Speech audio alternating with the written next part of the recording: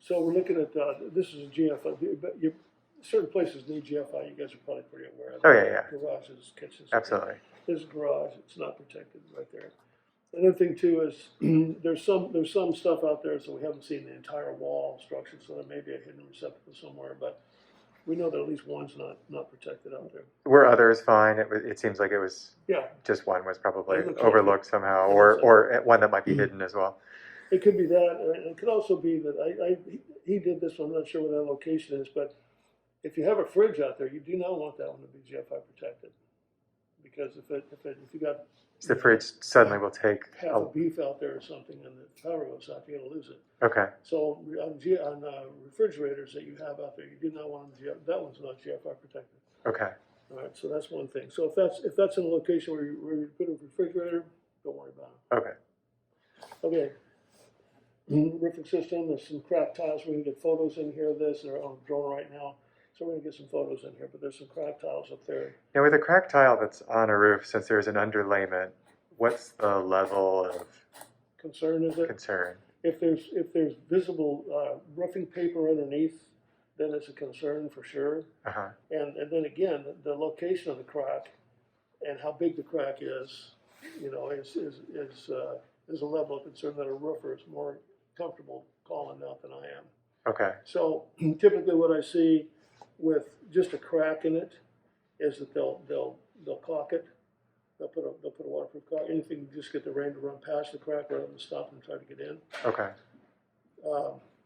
Anything bigger than that, replace the tile. Okay. Yeah, I was just curious because it comes up a lot. So I'm always like, okay, and a lot of times it's like maintenance stuff versus, oh yeah, big issues. So I'm just trying to gauge that sort of situation. And we kind of note that in there that one comment will be a cracked tile repair. Okay. And another one might be a cracked tile. Another comment is cracked or slip tile with visible roofing paper under it, and that's a bigger. That gets more. So if you see more of the roofer injury. Okay, so if you really saw like a slippage, basically like a crack and slip versus just a hairline, then it becomes more of a concern in your book. Well, some slip tiles are not cracked. They're intact. They've just slipped down. Right. Okay. And so they no longer have that overlap. It's down here, and now you got paper. Okay. So those usually just have to get pushed back up, but the question is why aren't they nailed? They're supposed to be nailed and they're not. So, right. You know, all these things. So yeah, we differentiate usually between the visible paper and not visible paper. If it's not visible, it's not a huge thing. But certainly the home buyer is going to want to know how many are up there and what's going on and that kind of thing. So. Okay, and you're going to do a drone to get that, or? A drone. Okay. So we'll get some photos in here of those. Some tiles have slipped downward, so like I said, there'll be photos. Now this was interesting. This is back by the pool area. It's on the stucco, and the heater is near there. The pool heater is near there.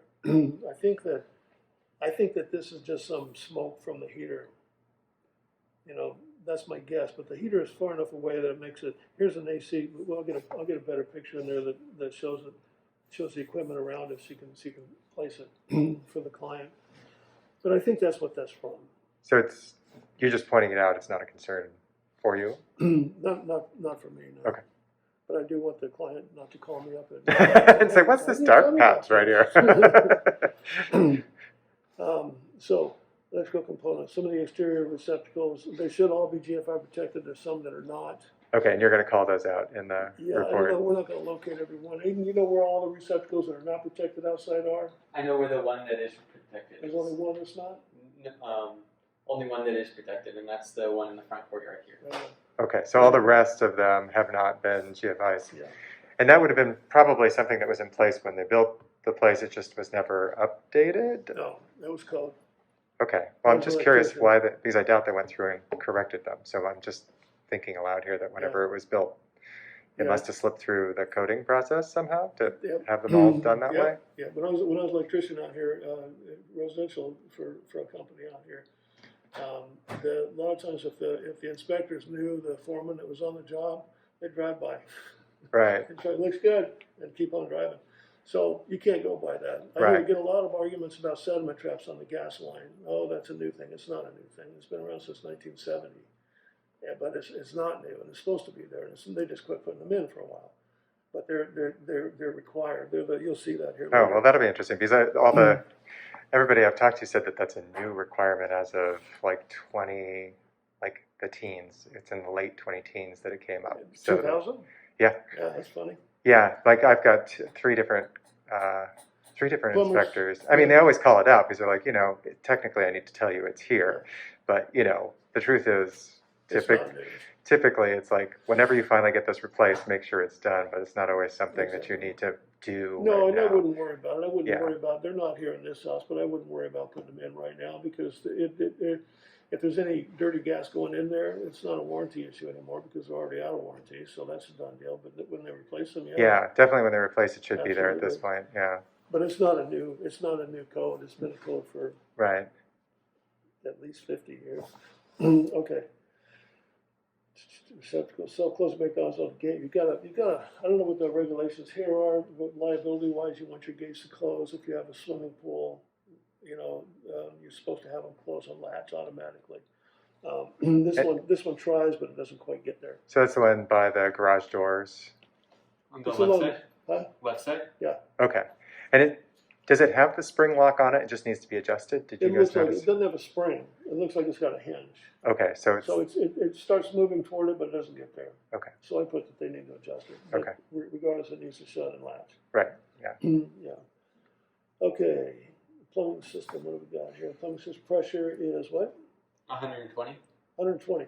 Okay. Now we look for 40 to 80 as a safe thing. What happens if if it's over pressurized? Typically, is your faucets will start dripping because the seals inside will start wearing down because of the pressure. Another thing to be said, and said that, I'll say that in some communities like this, the pressure fluctuates. So we don't see any dripping faucets or anything like that going on. So it's probably not an issue. But if they want to get the plumber in here to adjust that pressure regulator, they can. Here we go. So this is what you should have. This is called the sediment trap. Keeps gas, so any sediments will drip down there instead of going into here. And here's what you have. This is. There should be one on here. That's easy enough to add. You can see that you've got the gas going into the unit and this is hanging down. So instead of this just going directly in there, you put this little assembly in there in place. It's very, very easy. It's not a lot of money. And like we mentioned, the need for it right now, although by code you'd have it, but technically you probably wait till you're replacing the hot water heater to do it. That's what I suggest up in here. Okay, so it's a future maintenance item. Like make sure this happens, but wouldn't necessarily call it out right this moment. Oh look, some electricity. It's just sticking out in there. Up in the attic. Where's that at? That's up in the attic over the pantry.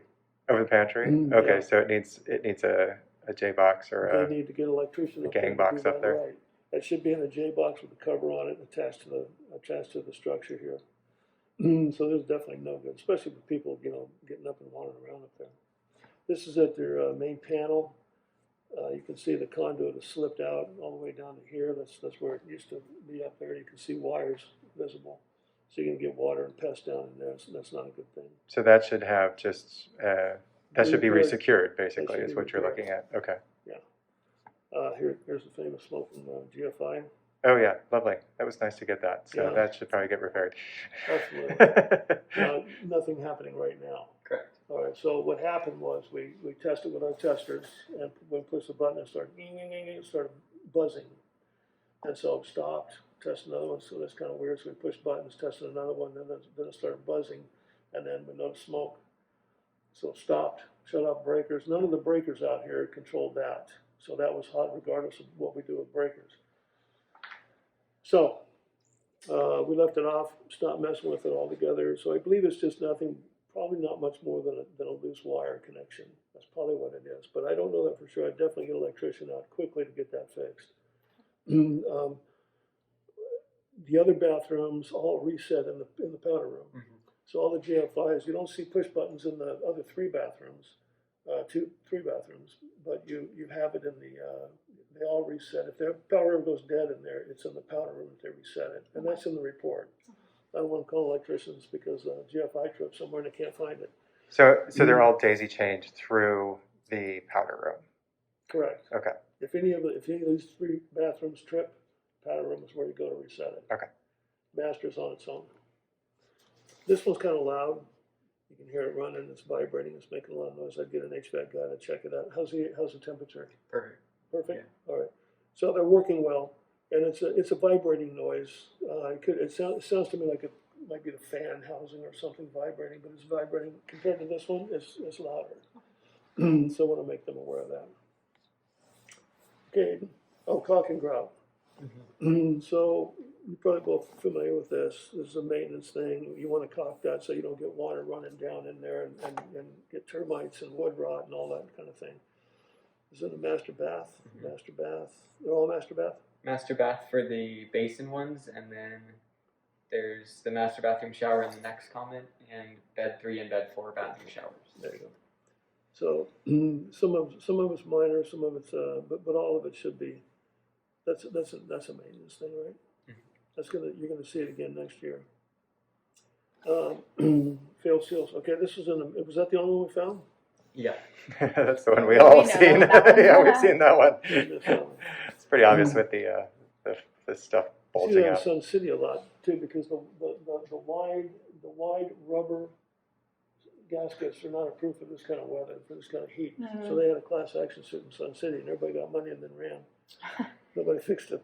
But anyway, you got one. And that's pretty good. Window still cracking throughout. The powder room vertical window, it doesn't stay up when you let go. If you open it, it won't stay up. It's a pretty standard vertical window issue. There's side mechanisms in it, and they just the old pull-in weights were better. Okay. So we're looking at this, right? Doesn't look good. This is where the shower somewhere, master bath shower. Yes. Master bath shower. So it doesn't look good. Obviously, they're going to say what happened here. That's water damage. At this point, there's only 7% moisture. 19% is where we start saying this is wet right now. But that's been drying out for, I don't know when people lived in here last or took a shower. They live in here all the time. They Did took a shower this morning. They did? Yeah. Okay. So probably what's happening is the door. It could be some caulking that needs to be happening around the door or a door seal or something like that. Okay. But you're definitely getting water out of there and into here. Somehow or other. I don't know if it's actually coming out of there, if it's coming from somewhere else. But there's a definite water damage that needs to be investigated. And that's MDF too, which acts like a sponge, right, and picks up So- the so water. what? That's MDF, the substance used for the wood, the baseboard material, MDF. manufactured. I forget what MDF stands for. Is that the material used for the baseboard in there? I don't know. Because usually that sucks up the water. Like when I redid my house, I had them do wood next to showers because that way you wouldn't get that appearance. If it were wood, it would look nearly that bad probably. But that's MDF. Yeah, I don't know about the materials, but I do know that's a problem. Yeah. Okay. Something's wrong there, right? Well, the water's going to probably be coming down that ledge, and then it goes and sits there, and then the MDF will suck it up like a sponge, is what usually happens. So, and so the MDF looks. And holds it. Yeah, because that's why whenever you do construction in a bathroom, you should always put a wood right next to the shower and make sure you paint underneath it, because that way if water does leak off of that, like it usually does here, It doesn't suck up. it can't get sucked back up into the I see wood, what and then you're you don't saying. have this problem. But if it's MDF, it's like, Yeah. like right now, if you put a bucket of water next to that over on the wall, if there's a gap between the tile and the MDF will literally suck it up like a sponge. So That'd be done. it's always funny when it's by a shower. That's why it looks bad. Well, yeah. It does look bad, and that's typically water damage and a little something going on here that's even above where the water would run.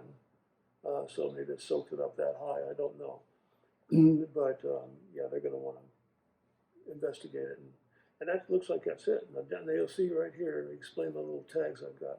These are the ones you're mainly concerned with, obviously. You want to try to get all those taken care of. All right. All right. Now, this will grow a little bit, but nothing major. The only thing left to put in is informational type stuff and Okay. photos and things like that. Great. And hopefully we'll explain this a little bit better. Awesome. Thanks.